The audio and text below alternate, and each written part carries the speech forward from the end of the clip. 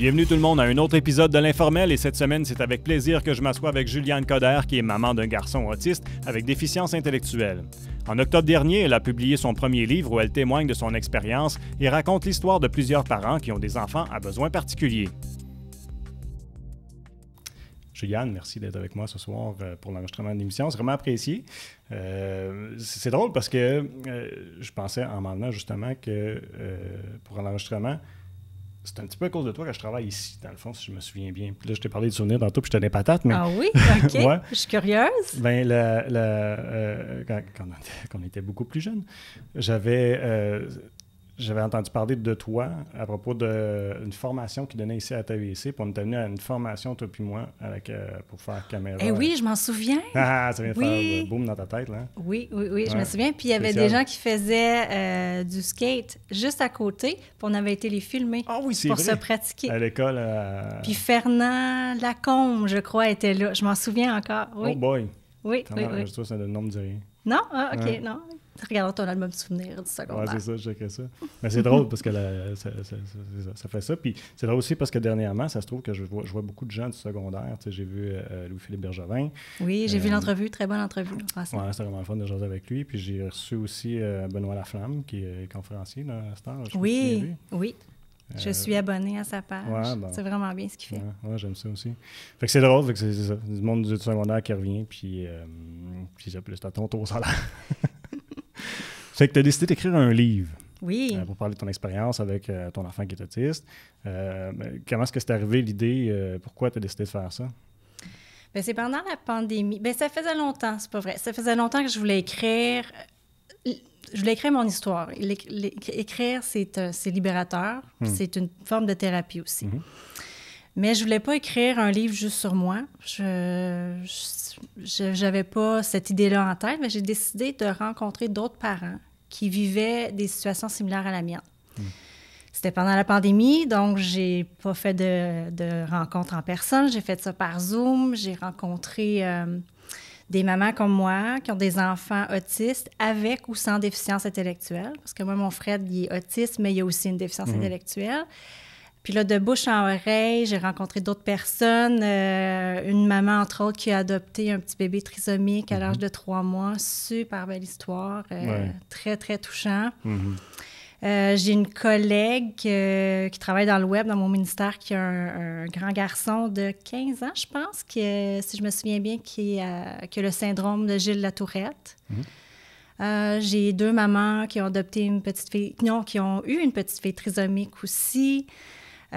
Plusieurs histoires. Là, j'ai un papa, le seul papa qui s'est livré au jeu, Patrick, qui a un garçon autiste également.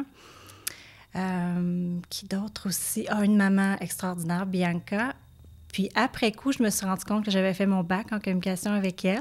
Ah, tu vois? Oui, c'est drôle, ça. je lui parlais, on faisait l'entrevue, je dis « Bianca, je te connais, on s'est déjà rencontrés, je pense qu'on a fait nos études ensemble, puis on a découvert qu'effectivement, on avait des cours en communication à l'Université d'Ottawa. » Puis elle a adopté 2 enfants, dont un qui est autiste également.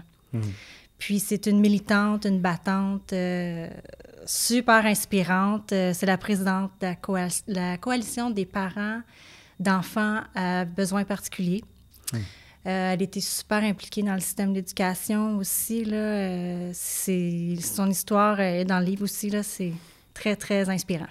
Bien, ça, c'est une des choses, je trouve, qui ressort tout de suite du livre. C'est à quel point, parce que tu dis une militante puis une combattante, mais chaque parent a des gros défis.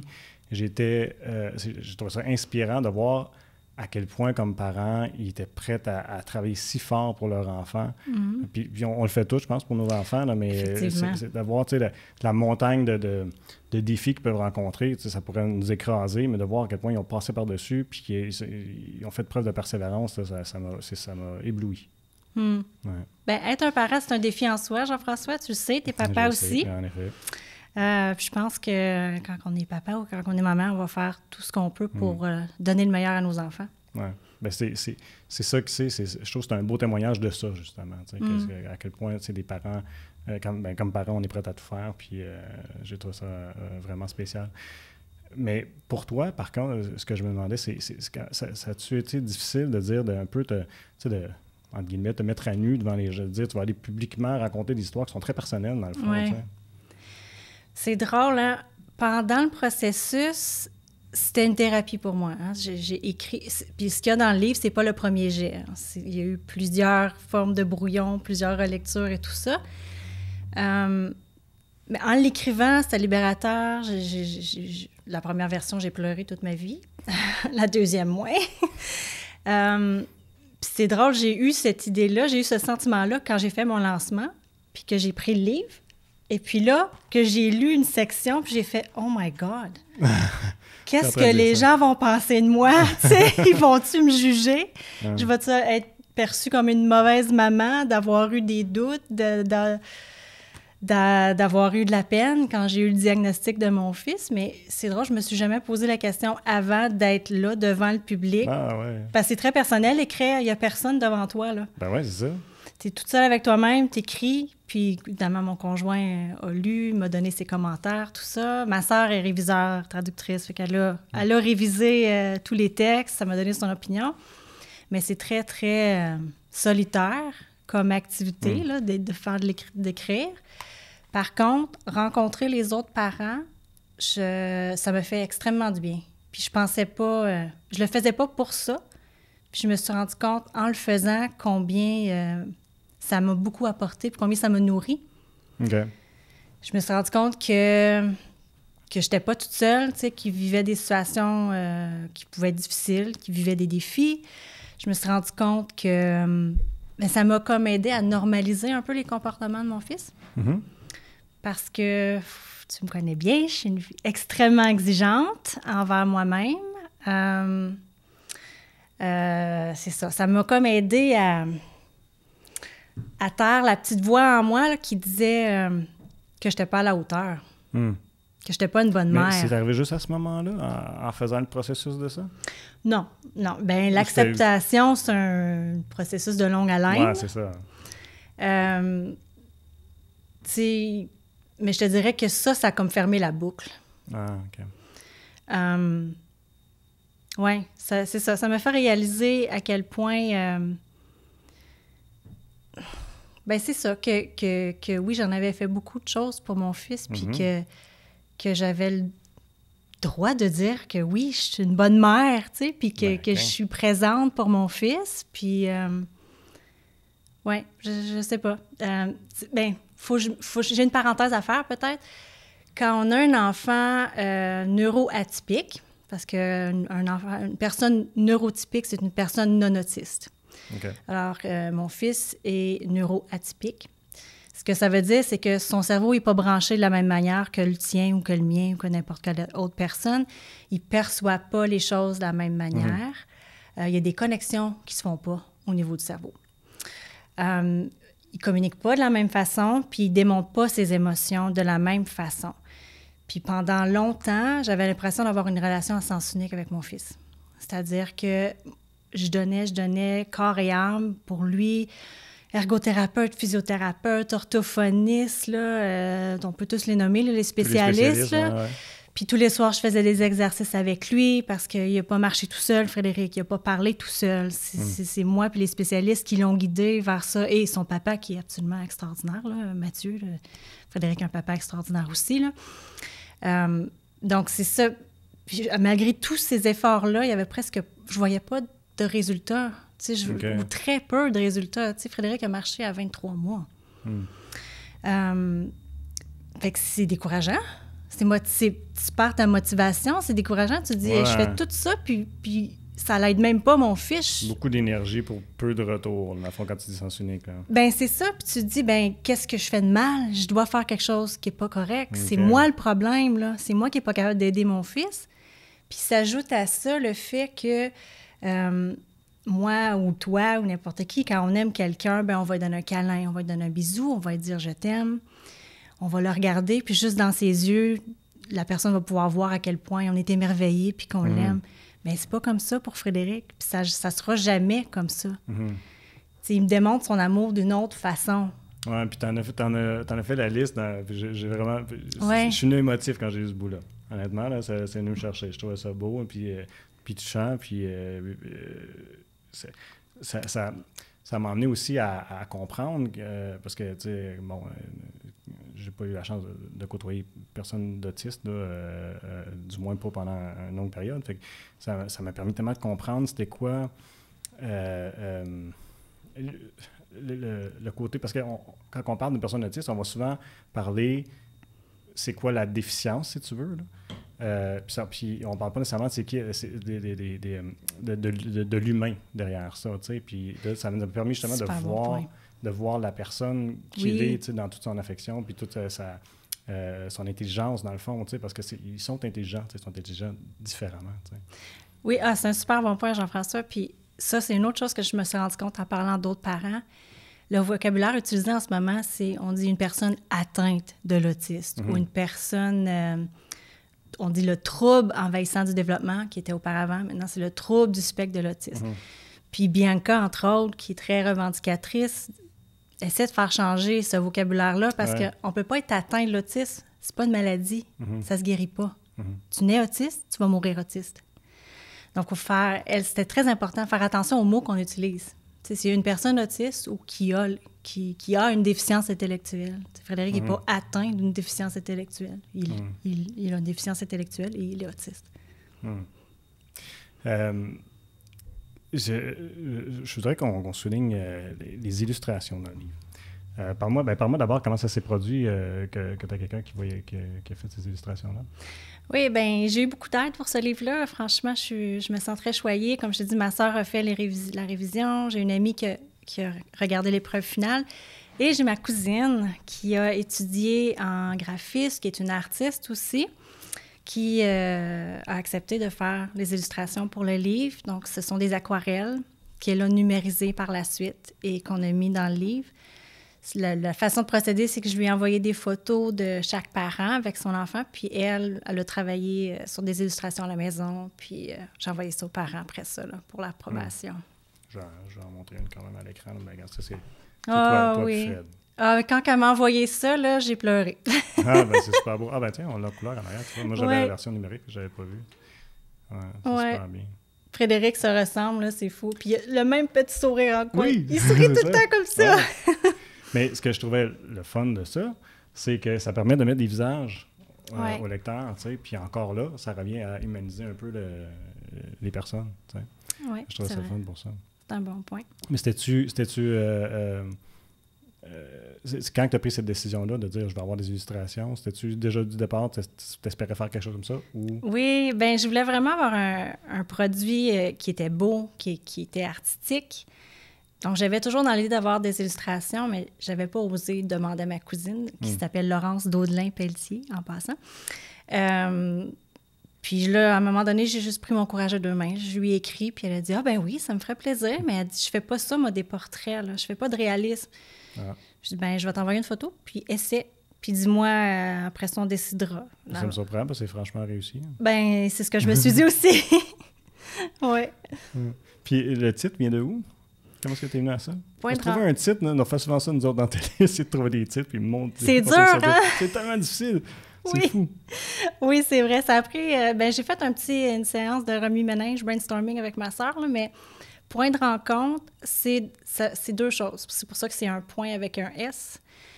Ce livre-là, pour moi, est un point de rencontre parce qu'il y a plein de similitudes, il y a plein de points de convergence dans les 9 histoires dans le livre. Donc, c'est ça, point de rencontre. Puis, point de rencontre, c'est que... c'est ça. Le livre est un point de rencontre et point de rencontre avec un S, c'est qu'il y a beaucoup de similitudes, il y a beaucoup de points de rencontre. Oui, exactement. T'as-tu voulu que dans ta recherche d'avoir une variété aussi pour les couples? Parce qu'on est couple de femmes, entre autres. Fait que ça représente vraiment des familles différentes, des différents portraits familiales, dans le fond. Exactement. De mis le doigt dessus, c'est ce que je voulais. Puis je voulais aussi avoir des diagnostics différents. Puis, puis malgré ça, malgré qu'on a des diagnostics différents, il y a quand même beaucoup de similitudes dans toutes les histoires, tu sais. Une chose qui m'a vraiment frappé, c'est quand tu parlais de Frédéric, tu as vu les premiers signes, vous avez vu les premiers signes en tant que parent, à l'aube de ses 1 an, ou à peu près, là, il commençait à avoir des questions. Puis tu as eu un diagnostic seulement alors qu'il s'en allait rentrer à l'école. Oui. Ça m'a jeté à terre. Parce que je me dis, tu sais, quand ton enfant va pas, là, il fait de la fièvre. Tu veux savoir qu'est-ce qu'il y a là. Ben oui.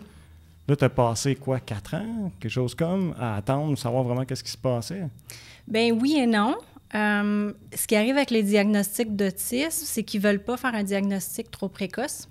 OK. Pas mettre une étiquette, si on veut, sur l'enfant trop tôt. OK. Souvent, parce que c'est un autisme assez atypique chez Frédéric.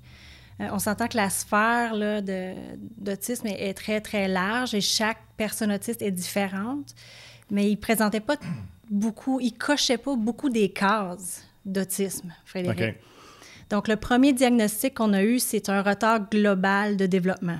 OK. Donc, quand on parle de retard global, c'est que je pense que c'est 3 sphères. Il faut qu'il y ait au moins 3 sphères où est-ce qu'il y a un retard. Donc, il y avait un retard au niveau du langage, il y avait un retard au niveau de la motricité fine, qui est la fameuse pince là, pour prendre les aliments, l'écriture, tout ça, et au niveau de la motricité globale. Donc, il a marché très, très tard, comme je disais tantôt, 23 mois. Il n'a jamais marché à 4 pattes. Il ne se tenait pas assis. Je pense qu'à 10 mois, il n'était pas capable de se tenir assis. Il se laissait tomber par en arrière. Là. Okay. Et au niveau de la communication. Il n'y avait pas de contact des yeux, qui est très, très typique des personnes autistes. Frédéric, c'est un bébé extrêmement facile. Là. Je pouvais... facile, en guillemets, là, mais je pouvais le mettre sur son tapis d'exercice. Là. Et il regardait au plafond. On disait qu'il regardait aux anges, puis il souriait. Il ne regardait pas dans les yeux pour sourire. C'est vraiment, il fallait qu'il regarde au plafond. Puis ça, il y a même Liane là, dans le livre qui parle de son garçon, Zach, qui lui regardait les ventilateurs. Ouais. Les choses qui tournent, souvent, j'ai entendu ça. Oui, Ben, en fait, j'ai côtoyé un petit peu un enfant autiste que c'était ça. OK. Choses qui tournent, qui revenaient beaucoup. Oui, c'est très typique. C'est spécial, comme il y a plein de choses qui reviennent, entre autres la musique. Oui. T'en as 2 témoignages. Là, je ne vais pas mal prononcer son mot, tu me corrigeras, mais c'est Massimo. Massimo. Oui. Massimo qui a beaucoup de talent en musique. Ça, j'ai trouvé ça super le fun comme histoire. C'est lui, je pense qu'il a joué même devant... c'est Zach. C'est Zach? Okay, oui. Bon, j'ai mélangé les deux. C'est le garçon. Massimo, c'est celui qui connaît toutes les... j'ai juste le mot anglais, là, mais... Dis-le en anglais, c'est correct. Ben, je ne sais même pas comment le prononcer en anglais. Tu sais, quand on dit que les personnes décèdent, là, la nécrologie. Nécrologie, qui l'apprend par cœur, puis qui déballe ça en boucle, là. Ça, c'est Massimo, puis qui a une fascination pour les voitures. Une mémoire de fou, c'est ça. Ben oui, puis tu sais, il prend des photos avec le téléphone de son père de voiture dans la rue. Puis 5 ans plus tard, si son père a effacé une photo, il va dire « Papa, la photo du Hyundai avec telle plaque d'immatriculation, pourquoi tu l'as effacée, pas là? » Il s'en souvient, il y a une mémoire photographique pour les voitures. Okay. Mais pour revenir à la musique, il y avait Zach, mais il y en a un autre aussi, il me semble qu'il était Yannick, fils de Bianca, qui joue de la batterie. C'est ça. Ah, c'est lui que je mélangeais. Très autodidacte. Ouais. Mais c'est ça, à quoi j'en ai, c'est ce que j'ai trouvé ça le fun, l'histoire, à voir comment la musique a été comme quelque chose qui, j'aime pas le terme, mais c'est un meilleur terme, tu me corrigeras, mais qui a comme sauvé un peu la situation d'une certaine façon, parce qu'elle leur a permis de communiquer davantage avec leur enfant, puis de leur trouver quelque chose en quoi ils étaient bons, d'une part, puis quelque chose qui vont peut-être même exceller, tu sais. Mm-hmm. Ça, c'est spécial.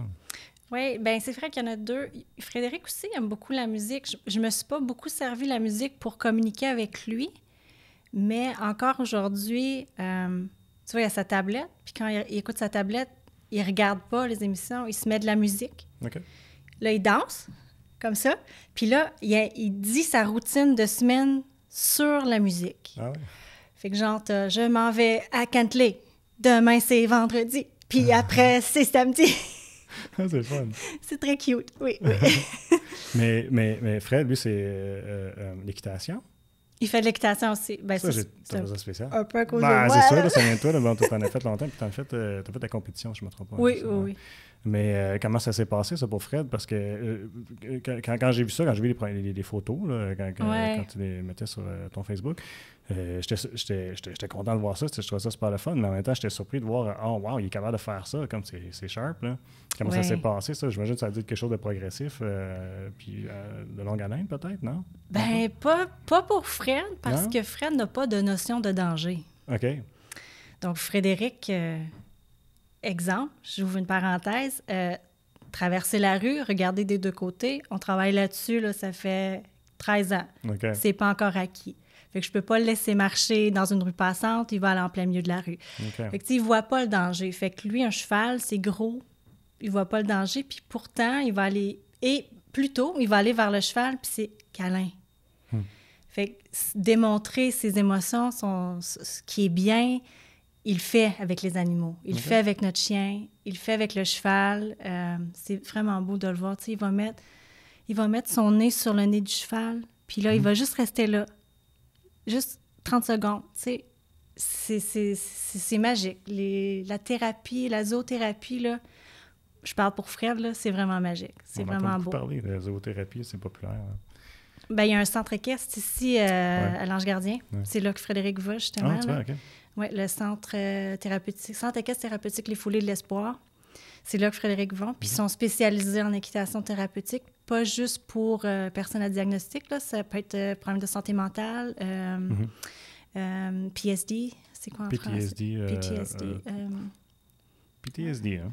C'est ça, on s'en souvient pas. Il y a quelqu'un qui va nous corriger, va écrire un commentaire. Ouais, des fois, j'ai mon réalisateur qui va me glisser à l'oreille, mais là, je suis pas capable de parler avec lui aujourd'hui, donc il pourra pas m'aider. Oui, bien c'est ça.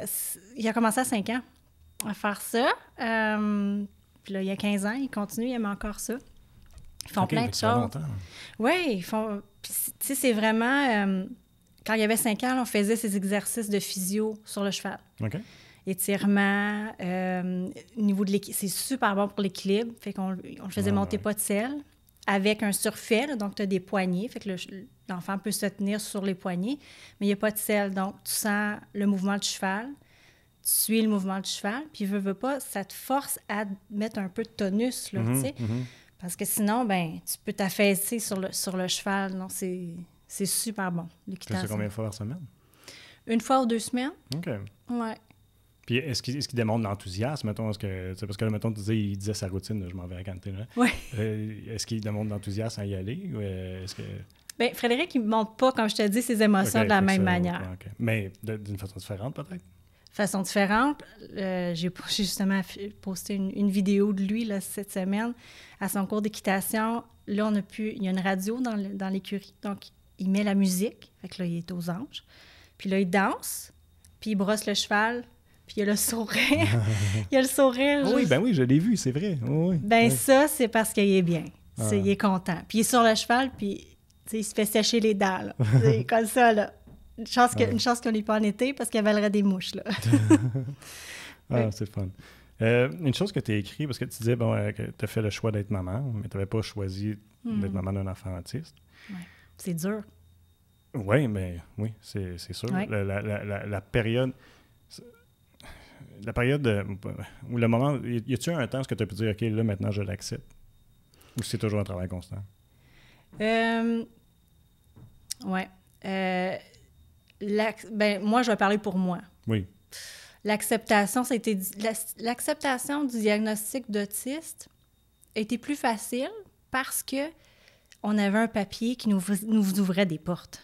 Oui. Si tu n'as pas de diagnostic, tu n'as pas de soutien. C'est ce que beaucoup de parents ont dit aussi. On s'entend tous, exactement. Ouais. Fait que c'est un des points de rencontre. C'est un point de rencontre, exactement. Concept. Fait que oui, c'est ça. Il est rentré en maternelle en classe régulière parce que les enfants rentrent, qu'ils aient un diagnostic ou pas. La maternelle, c'est tout le monde ensemble. Mais parce qu'il y avait un diagnostic, il y avait une éducatrice pour lui. Okay. Sans diagnostic, il n'y aurait pas eu de soutien. Fait que le diagnostic d'autisme nous a ouvert des portes. Fait qu'en quelque sorte, là, c'était positif, tu sais. Le diagnostic de déficience intellectuelle, c'est lui qui m'a rentré dedans. Ouais. Je mélange les années. Je pense que Frédéric avait 10 ans, il était au primaire. Puis on était dans une classe à l'école, là, puis j'ai encore l'image, puis j'en parle dans le livre, justement. On est assis sur des petites chaises en plastique orange, là, tu sais, trop petites là, pour les parents, devant la psychologue. Puis là, la psychologue nous a présenté le diagnostic. Puis là, elle nous annonce qu'il faut changer Frédéric de classe. Tu sais, il était déjà dans une classe pour personnes autistes, enfants autistes. Là, il fallait le changer de classe pour personnes autistes avec déficience intellectuelle, parce que le programme est différent. Il s'appelle le programme CAPS. Je me souviens plus qu'est-ce que les acronymes veulent dire, mais essentiellement, c'est pour aider l'enfant à bien fonctionner en société. Tu sais, tu vas aller chercher des compétences en cuisine, tu vas aller faire des stages. Donc, c'est un super bon programme. Mais là, moi, la première question que j'ai dit, mais vas-tu aller au secondaire en classe CAPS aussi? Puis, vas-tu avoir un diplôme? Parce que moi, dans ma tête, je me dis, bien là, je veux le meilleur pour mon enfant. Je veux qu'il ait un diplôme. Un jour, je veux qu'il puisse voler de ses propres ailes. Je veux qu'il ait un emploi, tout ça. Puis là, la psychologue me dit, bien, madame, je pense pas que les capacités intellectuelles là, pour avoir un diplôme d'études secondaires. Fait que ça, là, ça m'a rentré dedans, tu sais. Je sais que fallait qu'elle le dise. C'est sa job, tu sais. Fallait qu'elle nous l'annonce. Mais ça, c'est un méchant gros deuil à faire, tu sais, parce que t'es papa, tu veux donner le meilleur à ton enfant, tes enfants, tu veux qu'ils volent de leurs propres ailes, tu veux qu'ils aient un appartement un jour, peut-être, qu'ils aient une famille. Bien, moi, je mettais une croix là-dessus. Là. Moi, c'est comme ça me disait, madame, mettez une croix là-dessus. Votre enfant, il va rester un gamin toute sa vie. Puis il va falloir que vous soyez là pour lui toute sa vie. Fait que ça a été difficile pour moi. Mais je te dirais qu'aujourd'hui, j'ai bouclé la boucle. Je l'ai accepté, puis je suis en paix avec ça. Puis, je suis confiante pour l'avenir. Tu sais, je sais que ça va bien aller. Frédéric a toujours été bien tombé. Tu sais, on est tombé dans un service de garde super ouvert qui nous permettait d'avoir une ergothérapeute une fois par semaine, venir voir Frédéric, tu sais, pour pouvoir l'appuyer. Puis ils ont débloqué une subvention pour acheter des outils puis des jouets pour Frédéric. Après ça, il est tombé dans une bonne classe au primaire aussi. Puis là, il est dans une classe exceptionnelle au secondaire. Fait que je me dis, il va arriver quelque chose, tu sais. Mais ça, c'est fun parce que c'est pas le cas pour tous les parents. Puis il y en a eu des témoignages qui étaient différents. Puis on va pouvoir en reparler. Ouais. On arrive déjà à la fin de notre segment de quelques minutes. Fait que ça va passer très vite. Mais je vais prendre quelques secondes pour remercier les gens qui nous ont écoutés via ma TV Outaouais.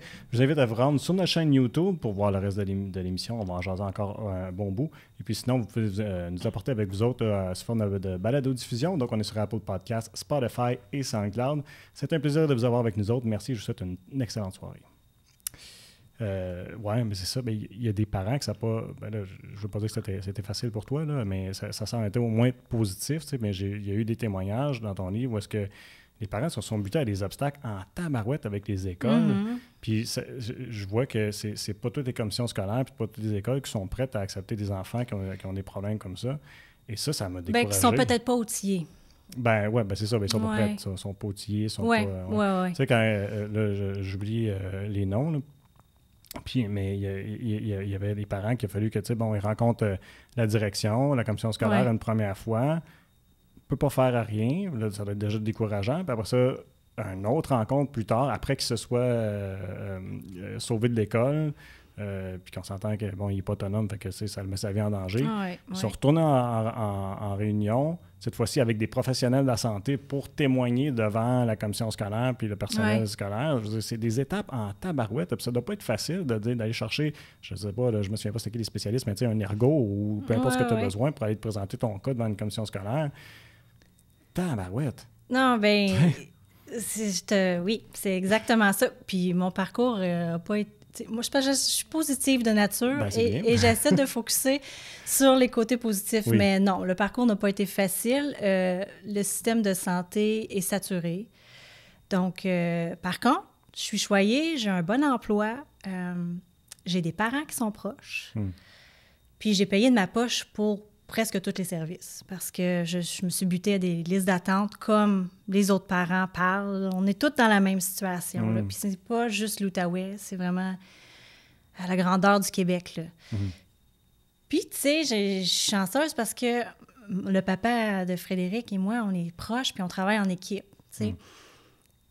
Je sais pas si tu savais, là, mais 75% des enfants à besoins particuliers au Québec sont élevés par des mères monoparentales.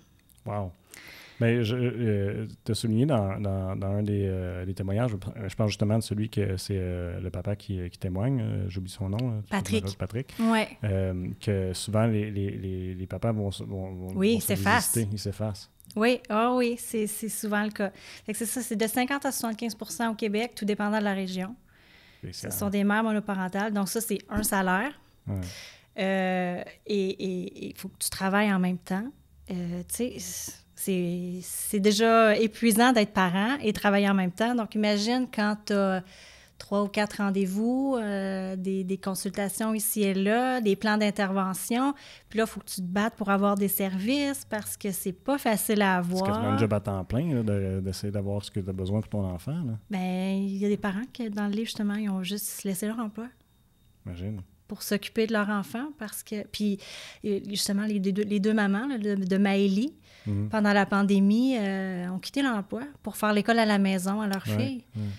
C'est beaucoup de sacrifices, là. Puis c'est pas tout le monde qui a un bon réseau aussi. Si mes parents sont ici à Buckingham, là, si mes parents n'avaient pas été là, je sais pas ce que j'aurais fait, là, franchement. Et en plus, une autre chance que j'ai, c'est que le papa de Frédéric s'est marié et sa conjointe est travailleuse sociale de formation. Oh, wow. Donc, tu sais, je suis très choyée. Puis c'est pour ça que, on n'en a pas parlé encore, mais le livre, moi, j'ai payé ça de ma poche, mais c'est un cadeau que je fais à Centrale Outaouais. Fait que toutes les copies vendues, là, toutes les recettes vont à Centrale Outaouais. Tu as déjà remis un chèque, je pense. Hein? J'ai-tu ça oui, oui, 930 $, le premier chèque, le premier versement. La foule t'applaudit. Ben, tous ceux qui ont acheté le livre. Ben oui, mais quand même, ça vient de ton initiative quand même. Là, fait que... Non, c'est le fun. Tu dis aussi que ton expérience avec... ben, en fait, pour revenir avec ce que j'avais dit tantôt, tu n'as pas choisi d'être maman. C'est-à-dire tu as fait le choix d'être maman, mais pas choisi d'être maman d'un fils autiste. Mais tu dis, et si c'était... Tu as renversé ça en disant, et si c'était Fred qui m'avait choisi? Oui. Qu'est-ce que tu veux dire par là? Ben, j'ai autant besoin de Fred que lui a besoin de moi. OK. De quelle façon? Ben, je ne serais pas Juliane aujourd'hui. La personne qui est assise devant toi ne serait pas la même si je n'avais pas eu Fred dans ma vie. Et je pense que tous les parents vont être d'accord avec ça. Nos enfants sont nos professeurs. On grandit et on apprend bien des choses, puis on se remet en question. Fait que, ouais, je suis très dure envers moi-même, je suis compétitive, je suis perfectionniste. Ben, Frédéric, il m'a appris à vivre au moment présent et que la vie, c'était pas une compétition, qu'il ne fallait pas gagner des médailles olympiques. Tu sais, moi qui est très compétitive, c'est une très grande leçon. Et justement, il y a une phrase que j'aime beaucoup dans le livre, c'est que Frédéric m'a appris que fallait pas... Attends, c'est apprécier. Je vais prendre le livre. Ah, ben oui, vas-y. Je vais le lire. Frédéric m'a fait comprendre que la vie est simple et qu'il ne faut pas trop exiger et plutôt apprécier. Voilà. Ouais. Mais ces leçons-là, est-ce que tu es d'accord à dire que c'est pas propre à juste des parents ou des parents avec des enfants à besoins particuliers? C'est des leçons de vie qui sont bonnes pour tout le monde. Ah, ben, c'est Autrement clair. dit, quelqu'un pourrait lire ce livre-là puis en retirer beaucoup. Là. Bien, j'espère, parce que c'est vrai, c'est pas juste pour les parents qui ont des enfants à besoins particuliers, le livre, c'est pour tout le monde. C'est pour sensibiliser les gens à la différence. Et il y a des apprentissages que n'importe quel parent ou n'importe quelle personne, pas besoin d'être parent pour comprendre. Là. Ça m'a un petit peu poussé dans la direction de... Puis je suis déjà là, j'essaie, ou du moins j'essaie d'être là le plus possible, parce que je fais juste apprécier mon temps avec les enfants et j'ai à peu près... Peut-être mon premier enfant, là, je me suis plaint de pas assez de sommeil comme tous les parents, là. Mais je me plains pas. Moi, quand j'entends des parents là, se plaindre de quelque chose de... il est ici, ça, puis ils sont découragés. Je trouve ça difficile parce que c'est un choix d'être parent. Fait que faut apprendre à apprécier ce qu'ils ont à nous offrir, les enfants. C'est un choix, mais ça ne veut pas dire que c'est pas difficile, par exemple. Ben non, c'est sûr que ça veut pas dire que c'est difficile, mais c'est un peu revenir, comme toi tu disais, de voir les choses plus positivement. Mais quand en lisant le livre, je me projetais comme être dans la situation d'un parent dans cette situation-là. Mais il semble que ça doit être pas facile d'entendre un autre parent se plaindre de choses qui, pour toi, dans ta réalité, c'est banal comparativement à ce que tu vis. T'sais. Je comprends ce que tu veux dire. Puis il y a des histoires qui en parlent de ça, justement, là, dans le livre. Ouais, comment je pourrais dire ça? Je peux imaginer que tu as dû vivre à un moment donné, tu sais, voir, je sais pas, je dis n'importe quel scénario, là, j'invente de quoi, mais tu étais à la piscine municipale ou je sais pas, puis là, t'as un parent qui dit ah, t'as encore fait ci à son enfant, ou tu fais pas attention, t'as échappé ta collation. Il me semble que c'est banal comme situation comparativement à ce que toi tu peux vivre. Tu sais. Ah, mais il faut. Oui, je comprends. Faut pas se comparer, par exemple. Je l'ai fait. C'est humain. Tout le monde le fait. C'est ça.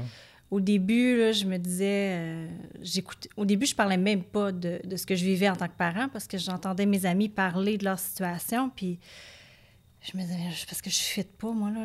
C'est pas ça, pas en tout, là. Tu sais, ils me parlaient de telle chose, puis moi, Fred, il marche pas encore, là. Il parle pas. Je fais le langage des signes avec Fred, là. Mais il faut pas faire ça, parce qu'on vit chacun nos situations, puis chacun, c'est difficile pour tout le monde. On a juste des expériences différentes. On ne sait pas ce que les autres personnes vivent aussi, tu sais, autour de ça. Bien, c'est ça, exactement. Ouais. Puis, il faut juste s'entraider, tu sais. Il faut juste être là pour l'autre, puis l'écouter. Puis, des fois, on a juste besoin, justement, que quelqu'un nous écoute, là. Qu'on ait un enfant à besoin particulier ou un enfant neurotypique. On est un parent, c'est difficile, on a des défis, puis il faut juste être là pour s'entraider l'un l'autre, je pense. T'expliquais aussi qu'un enfant qui est autiste a besoin d'une routine préétablie. J'imagine, c'est quoi? Toutes les journées se ressemblent en quelque part? Il y a toujours, ça ressemble à quoi? Une routine, justement, ou un horaire typique d'une journée avec de toi et Fred, mettons? Oui. Bien, je sais pas si c'est comme ça dans toutes les familles, mais c'est sûr que ça, c'est un trait autistique, là. La rigidité de la routine, les rituels, c'est très, très important. Même Liane et Zach, Massimo et Patrick, c'est la même chose. Ils ont des routines très, très préétablies. J'essaye, ou on essaie maintenant avec l'école, aussi avec sa classe, de mettre de l'insécurité dans la routine de Frédéric pour qu'il essaie de se débrouiller là-dedans. Ah ouais? Pour aider à son autonomie? Oui, parce que les gens, la société ne va pas s'adapter à Fred. C'est plate, mais c'est lui, il faut qu'il s'adapte. Si un jour, peut-être, il aime ça faire des stages en ce moment, fait qu'on se croise les doigts là, qu'il puisse un jour avoir un petit job là, à temps partiel, que ça soit de placer du linge dans une friperie ou emballer des trucs, là, tu sais. Tu peux pas tout contrôler. Puis Frédéric, c'est très, très important que les choses soient faites exactement de la même manière. Les portes, il faut toujours qu'ils soient fermées. Il passe en arrière de nous autres, puis il ferme les portes. Les lumières, quand il fait clair, il faut les fermer. Puis quand il fait noir, il faut les ouvrir. Fait que Toi, tu parlais plus de routine, mais ça, je parle plus de la rigidité. Ouais. La routine, ben c'est ça. Là, on essaie d'exploser un peu, là, de pas trop être rigide dans la routine, là, mais quand il était au primaire, là, c'était vraiment... j'avais un calendrier, puis sur le calendrier, il y avait des petites icônes quand il allait faire dodo chez papa, quand il y avait ses rendez-vous, quand il y avait une activité spéciale à l'école. Tout ça, dans le fond, c'est dans le but de diminuer son anxiété. Puis l'aider à être focus, là. Parce que si... Ouais, s'il est préoccupé, il ne peut pas être concentré. C'est ça. Puis là, en ce moment, là, c'est ça, là. Ça roule dans sa tête, là. Puis là, exemple, Mathieu, son papa, il me contait une anecdote savoureuse. Ils ont commencé une routine. À tous les 2 jours, il faut qu'il mette son pyjama dans le panier à l'échappe. Fait que là, il s'est préparé le matin, tout ça. Il s'en va à l'école. Puis là, il est revenu de l'école, il descend de la berline, il enlève juste ses bottes, son manteau, il avait encore sa tuque puis son cache-cou. Il court dans sa chambre en haut. Mathieu, qu'est-ce que tu fais? Qu'est-ce que tu fais, Frédéric? Là, tu le vois, là, il est comme, oh mon Dieu, oh mon Dieu, oh mon Dieu, oh mon Dieu, c'est la panique totale. Il est allé dans sa chambre, il a pris son pyjama, il l'a mis dans le panier, il descend. Oubliez le pyjama. Là, Mathieu part à rire. Tu ferais-tu pas grave? Mais ça veut dire que toute la journée, ça trottait dans sa tête. Fait qu'il n'est pas capable d'avoir des apprentissages, là. Parce que dans sa tête, ça fait probablement ça. Pyjama n'est pas dans l'échelle, pyjama n'est pas dans l'échelle, pyjama n'est pas dans l'échelle, pyjama n'est pas dans l'échelle. En boucle, en répétition, là. Fait que, ouais, ça c'est comment l'autisme se manifeste. Une des caractéristiques de Frédéric, ouais. Mais ça me fait réaliser aussi que si vous avez besoin de routine, ça doit être doublement un challenge quand tu es des parents séparés. Parce que là, il faut que tu te coordonnes. Là. Puis imagine le nombre de parents qu'on connaît qui sont pas capables de coordonner rien puis qui s'entendent pas, là, tu sais. Ben spécial, oui. là. Oui, c'est sûr que le fait qu'on ait une bonne entente, ça fait toute la différence. Mais on s'est séparés, Frédéric avait 2 ans et demi. Fait qu'au niveau d'âge mental, c'est encore bébé. Fait que pour lui, ça a toujours été ça. Okay. Fait que c'est clair, pour lui, il y a une routine chez maman, puis il y a une routine chez papa. Okay. Mais comme on a les mêmes valeurs, la même façon d'élever nos enfants, les routines sont très semblables. Ouais. Mais tu me parles, tu as écrit une anecdote à propos de son parc. Le parc de bébé. Faut-tu qu'il y en ait un chez papa aussi? Ah, il y en a un partout. OK. Oui. Puis là, il va te rencontrer, puis il va te dire « Allô, je peux-tu aller chez toi? T'as-tu un parc de bébé? » Ah ouais? Fait que ça, c'est une autre chose. Tu sais, la notion de danger, il va rencontrer n'importe quel étranger, il va aller vers lui, puis il va lui demander pour aller chez eux. Tu sais, parce que lui, tout le monde est des amis, là. OK. Puis il y a tellement une fixation, en passant, pour ceux qui nous écoutent, le parc de bébé, en anglais, c'est un playpen. Fait que c'est un parc qui s'ouvre et qui ferme, là, pour les enfants, là. Ouais. C'est comme un lit pour bébé. Mais c'est pas tout le monde. Il y a des gens qui savent pas c'est quoi un parc de bébé, fait que j'aime mieux l'expliquer. Ouais. Fait que lui, c'est le mécanisme, là. J'ouvre, je le ferme, je le mets dans le sac. J'ouvre le sac, je ressors le parc, je le remonte, et ainsi de suite. Okay. Depuis qu'il a... Mon Dieu. Depuis qu'il est tout petit, là, depuis qu'il est en prématernelle. Oui, encore aujourd'hui, à 15 ans. Mais c'est spécial, ils ont chacun leur fixation, ils ont toujours quelque chose... En tout cas, c'est quelque chose qui revient souvent là, chez les autistes, c'est quelque chose sur quoi ils vont fixer. Mais c'est-tu... Cette fixation-là, est-ce que c'est quelque chose qui les rassure, dans le fond? C'est quelque chose parce que c'est quelque chose qu'ils connaissent puis qu'ils maîtrisent, en quelque part, tu sais? C'est une bonne question. Puis là, je suis peut-être pas... je suis pas spécialiste en pensée autistique. Non, je peux parler de mon Fred. Oui, absolument. C'est quelque chose qui le rassure.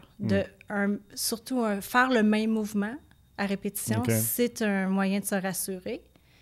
Puis c'est un moyen de traiter l'information aussi. J'ai suivi une formation de Bridget Harrison, qui est une travailleuse sociale qui a découvert qu'elle était autiste plus tard, à l'âge adulte. Okay. Puis elle a écrit plusieurs ouvrages, elle a fait une formation pour les intervenants et les parents sur la pensée autistique et le langage conceptuel. Okay. Puis elle disait que quand elle était plus jeune, elle écoutait à répétition, elle regardait à répétition la même séquence d'un film. Okay.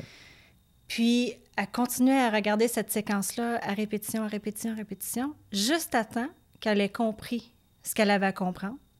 Puis là, après ça, elle ne regardait plus. C'est comme sa manière de traiter l'information pour que la connexion se fasse dans son cerveau, pour qu'elle comprenne ce qu'elle avait à comprendre avec la séquence. Ouais. Elle avait besoin de le répéter. Une fois que c'est compris, elle le met de côté. Puis là, elle passe à autre chose. Puis elle savait pas à ce moment-là qu'elle était autiste. Elle l'a appris beaucoup plus tard. Là. C'est spécial, hein, pareil, de l'apprendre si tard. Mais c'est parce que c'est... Ouais. Le spectre de l'autisme, c'est un méchant range. Là. Je ne suis pas professionnel non plus là-dedans, là, mais de ce que j'en comprends, ça peut être bien des petites choses, comme ça peut être quelque chose de très évident, là, dans le fond. C'est pas toujours évident. Oui, définitivement. Ben, il y a Patricia là, dans le livre qui Oui, Patricia, c'est elle qui est professionnelle, donne des conférences, puis tout ça, c'est elle? Oui, elle fait des conférences justement sur la pensée autistique, puis elle a eu à 50 ans, je pense, son diagnostic. J'imagine. Mais c'est encourageant, je trouve, par exemple, de lire une histoire comme elle, parce que tu peux voir que tu peux vivre une très belle vie puis réussir très bien malgré l'autisme. Oui, définitivement. Elle est autiste Asperger, donc c'est pas accompagné d'une déficience intellectuelle. Okay. Même chose pour Josiane, là, la fille de Suzanne, dans le témoignage. Ouais. Autiste Asperger aussi. Ouais. Je pense que c'est Josiane, justement, que son histoire racontait comment ça a été difficile à l'école, qu'il y a beaucoup d'intimidation. Ouais. Fred, à quel âge? 15. 15. Donc, essentiellement, il a l'air d'un adolescent, mais tu dis que c'est un adolescent c'est un corps d'adolescent, mais dans le fond... dans le corps de gamin. C'est ça. Oui, c'est un petit garçon dans sa tête. Est-ce que ça va être préoccupant comme parent de voir le regard des autres? Parce que le regard des autres, c'est déjà un challenge en temps normal. Oui, d'adolescence. exactement. Fait que là, dans sa situation, comme parent, ça doit être assez... Mais toi, Fred, il ne sent pas parce qu'il n'a pas peur. Mais vous autres, comme parents, j'imagine que ça doit être apeurant de l'imaginer en société avec d'autres ados. Oui, définitivement. Oui, très préoccupant. Mais Frédéric va à l'école L'Érablière, puis ils ont un programme vraiment super. Toute l'unité, qui est l'unité 6, est pour des classes de spécialistes, là, avec TSA, déficience intellectuelle et autres, sont un petit peu séparés. Ils ont pas... ils ont un local pour leur pause. Ils ne sont pas laissés à eux-mêmes pendant l'heure du dîner. Frédéric, il ne peut pas sortir puis aller se promener dans le bois tout seul. Là. Il y a des surveillants. Fait qu'il y a toujours un adulte avec lui. Mais ce qui est bon, c'est qu'ils font de l'intégration. C'est-à-dire qu'ils ont plein de petits... Ils ont une cafétéria, ils ont une friperie, ils ont une business, une mini-entreprise pour faire des sacs. Puis les enfants... Il faut que j'arrête de dire enfants, il y a 15 ans. Mon ado, les ados, ils vont aller dans ces petites entreprises-là avec les élèves du régulier.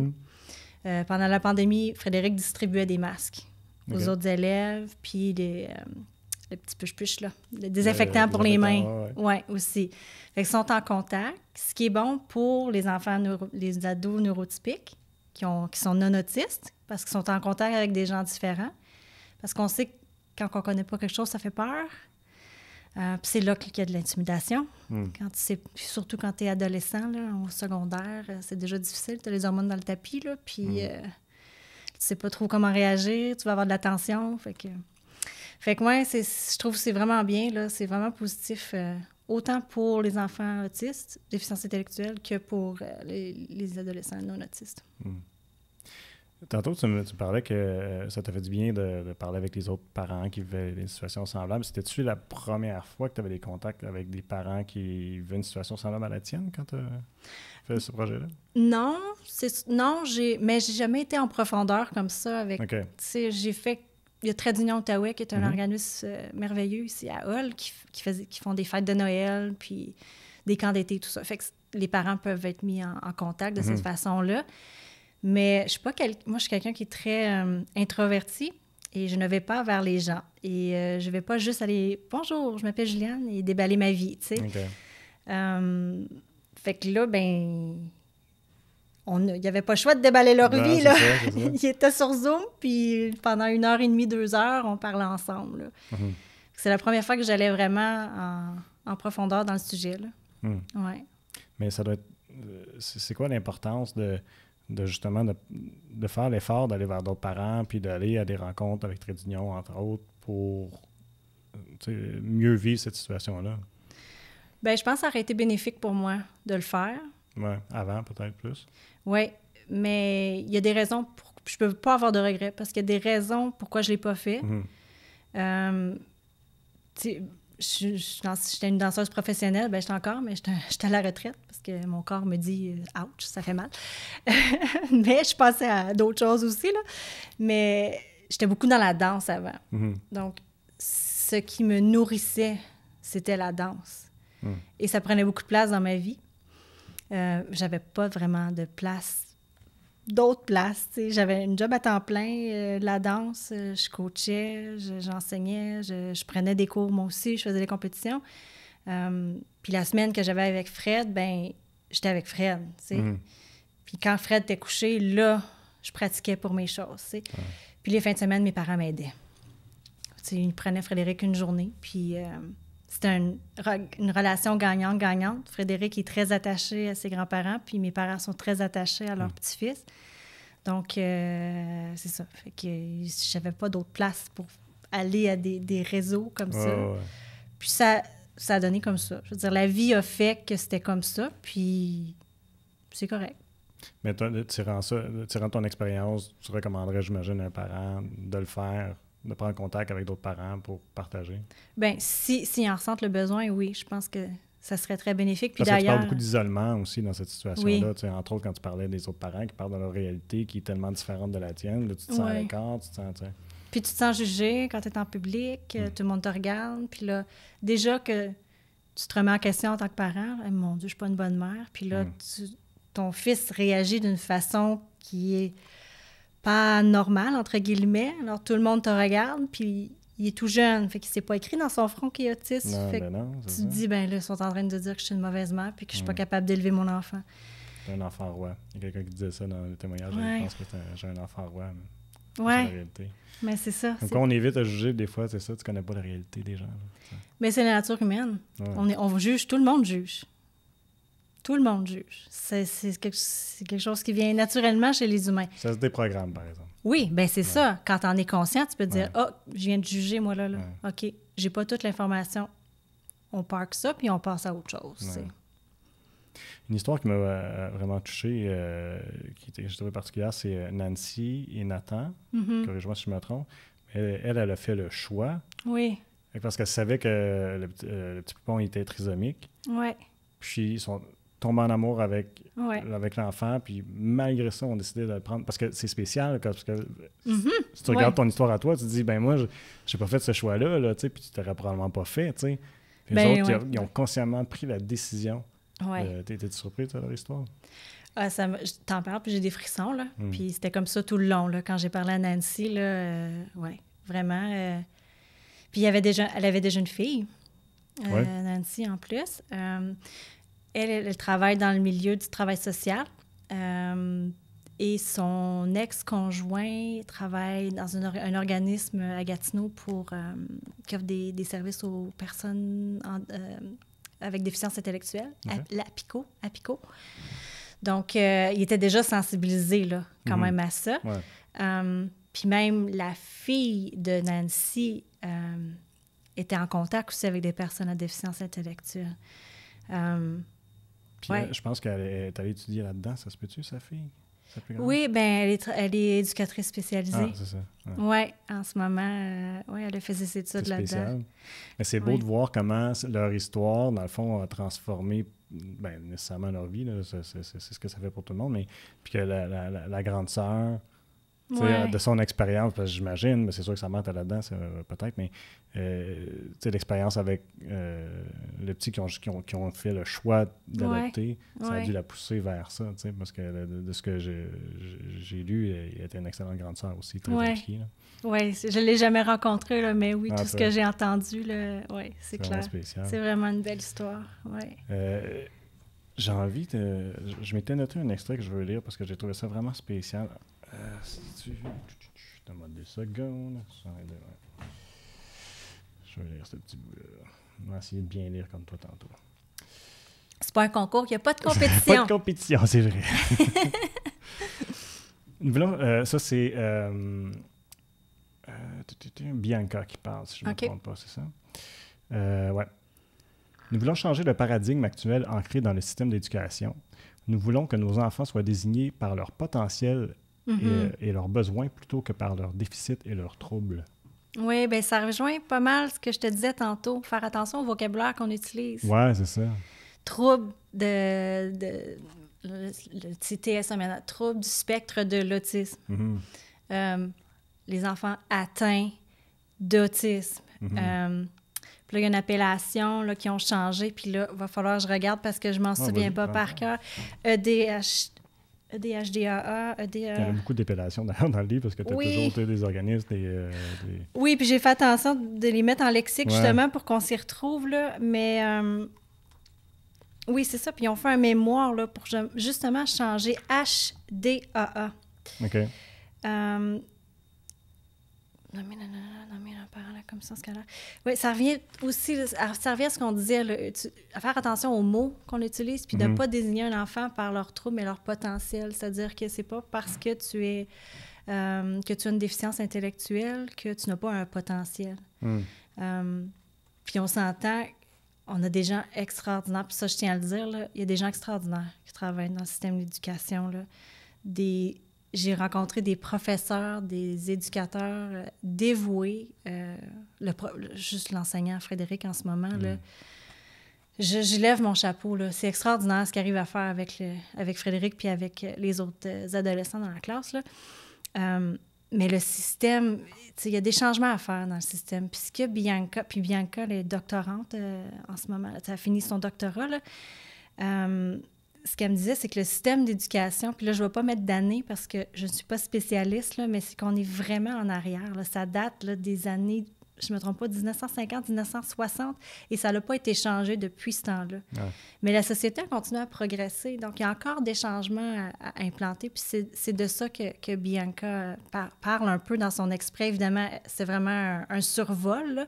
Puis là, je ne veux pas aller dans les détails parce que je ne suis pas spécialiste, puis je n'ai pas fait toutes les études de Bianca, là, mais j'ai vraiment apprécié discuter avec elle. Elle a beaucoup de connaissances et... elle a de la drive. Ça prend du monde comme ça pour faire changer les choses. C'est que... Mais ça ramène à dire, tu sais, tantôt tu as dit que la société ne va pas s'adapter à Fred, mais je trouve que de changer les perspectives, comme elle l'a énoncé là, ça nous permet, comme société, de faire un petit bout de chemin aussi pour qu'on se rejoigne à quelque part dans la compréhension de tout ça. Tu sais. C'est clair. Oui, définitivement. Il y a une des mamans, puis je me souviens pas laquelle, qui avait dit ça. Je sais pas si je l'ai noté. Mais il y a une des mamans qui a soulevé quelque chose qui m'a vraiment atteint, puis je vais terminer là-dessus. C'est que les enfants à besoins particuliers comme ça ont besoin de leurs parents passer l'âge d'un enfant, donc comme adulte, ils vont avoir besoin de soutien. Ouais. Mais là, elle dit, j'aimerais ça me souvenir c'est quelqu'un qui l'a dit, mais je pense que je ne l'ai pas noté, mais elle a dit qu'elle est préoccupée du fait que, nécessairement, la vie étant ce qu'elle est, elle va partir avant son fils. Ouais. Fait que là, ça, c'est une réalité qui est difficile à faire face, sachant que... C'est le plus dur. C'est un gros... Oui, c'est clair. Fait que comment est-ce que vous... Puis je trouve ça plate un peu, c'est un petit peu négatif peut-être ou difficile comme sujet, mais reste que c'est une réalité que vous devez faire face à dire, OK, ça va être quoi une fois que moi, je ne serai plus là? Oui, puis ça crée beaucoup d'anxiété. Puis je te dirais, j'ai bouclé la boucle au niveau de l'acceptation, mais ça, c'est une préoccupation. Puis je pense que ça va être impossible de ne pas être préoccupé parce que c'est ça la vie. Normalement, tu pars avant tes enfants. Puis aussi, c'est qu'à s'ajoutant à ça, c'est qu'à 21 ans, le système ne soutient plus ces gens-là. Ah, pour vrai? Tu sais, Frédéric va aller à l'école jusqu'à 21 ans. OK. Là, il y a plein de choses qui vont se passer à 18 ans. Là, j'ai justement acheté un livre là-dessus là, parce que faut se faire signer, faut aller chez le notaire parce que là, il ne peut pas gérer c'est l'argent qu'il va recevoir du gouvernement et tout ça pour personnes handicapées. Donc, c'est moi qui gère ça pour lui. On n'aurait pas pensé. C'est un casse-tête. Ça fait peur. Ça fait peur. Puis, il faut s'outiller en tant que parent. Il faut s'informer. Il y a des formations. Trade Union Outaouais ont des bonnes formations, là, justement, que je vais suivre dans les prochaines années. C'est un livre-là qui a été fait par une notaire spécialisée là-dedans aussi. Je n'ai pas le nom avec moi, là, mais c'est ça. Fait qu'à 21 ans, il n'y a plus d'école pour Frédéric. Fred va aller à l'école jusqu'à 21 ans. Puis après ça, voilà. C'est comme tough luck. C'est un néant. Et il y a plusieurs personnes qui essaient de faire changer les choses. Je ne sais pas si tu connais Charles Lafortune. Il y a une émission qui est sortie à... Canal Vie, je me souviens plus. Autisme bientôt majeur. Okay. C'est super bien fait. Charles Lafortune, c'est son nom, et Sophie Préjean, leur fils, est autiste avec déficience intellectuelle sévère. Et il est dans ce documentaire-là. Ils ont essayé de faire changer les choses. Ils sont allés rencontrer le premier ministre du Québec, justement, pour faire changer des choses, faire changer le système. Mais c'est ça, à 21 ans, tu te retrouves avec plus de services. Mais moi, à 21 ans, j'aurais pas pris ma retraite, là. Je vais encore travailler. Je le mets où, Frédéric? Tu sais, fait qu'il faut que j'engage quelqu'un pour s'occuper de lui.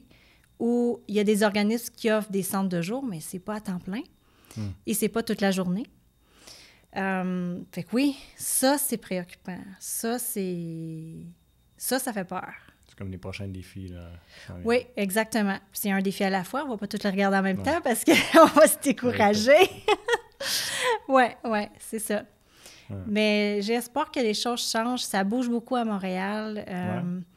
Les maisons Véro et Louis, là, Véronique Cloutier, avec son mari, ils ont fondé une première maison à Varennes pour adultes autistes. Okay. C'est une maison. Les adultes autistes vont habiter là. C'est leur nouveau chez-soi. Puis, il y a des spécialistes qui sont là 24 heures sur 24. Puis, les enfants... tout est adapté. Là. La lumière est tamisée, il n'y a pas trop de stimuli. Ils ont des activités pour stimuler encore, stimuler les adultes qui sont là. C'est sécurisé, c'est merveilleux comme concept. Là, Wow. Puis là ils font des collectes de fonds pour agrandir le projet, pour qu'il y ait d'autres maisons à travers le Québec comme ça. Fait C'est fun. qu'on se croise les doigts. Ben oui. Il y a de l'espoir. Il y a plein de gens qui travaillent pour améliorer la situation. Fait que faut regarder vers l'avenir. Super. Mais premier livre, c'est ton dernier? Non. Ben j'en ai un frère? que... J'ai une maison d'édition, Scoop. Oh. J'ai écrit un album jeunesse, un livre pour enfants, sur OK. Fred. Fred, c'est mon protagoniste. Ah, Puis on va rentrer dans la tête de Frédéric. Et j'ai une maison d'édition qui vient de m'écrire juste avant ici, me dire que le projet est accepté, puis on commence à travailler avec un illustrateur. Là. wow, bravo. Génial. Ouais. Je suis content d'entendre ça, c'est fun.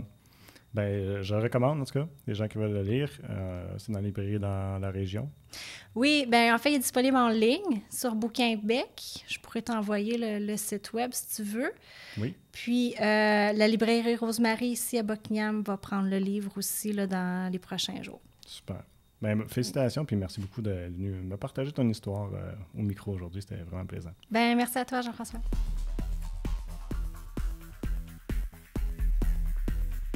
Merci tout le monde d'avoir été à l'écoute et je vous invite à nous suivre sur nos différentes plateformes web pour regarder ou écouter toutes nos émissions.